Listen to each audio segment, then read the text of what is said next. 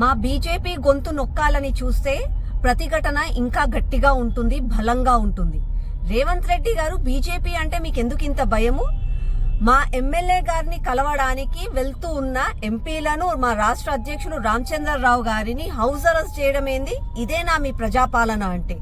అసలు నిజంగా కూడా గూండాయిజం చేసేది మీ కాంగ్రెస్ పార్టీ, దాడి చేసింది మీరు. మేము ఏదో సంఘీభావం తెలియజేయడానికి వెళ్తున్నాము అనంటే హౌస్ అరెస్టులు ఎందుకు చేస్తున్నారు? ఇప్పుడైతే మీ ఇంటెలిజెన్స్ పని చేసింది. అదే నిన్న మీ కాంగ్రెస్ గూండాలు వచ్చి మా బీజేపీ ఎమ్మెల్యే రమణారెడ్డి గారి క్యాంప్ ఆఫీస్ ని ధ్వంసం చేస్తే మాత్రం అప్పుడు మీ ఇంటెలిజెన్స్ పోలీసులు పని చేయలే. ఇప్పుడు ఎక్కడి నుంచి వచ్చింది మీకు ఈ తెలివి, ఇంటెలిజెన్స్ రిపోర్టు? రేవంత్ రెడ్డి గారు, మేము ఊరుకుంటున్నాము అని చెప్పి మా సహనాన్ని పరీక్షించకండి. ఇకనైనా నిజమైన ప్రజాపాలన చెయ్యండి, ఈ గూండాయిజాన్ని పక్కన పెట్టండి.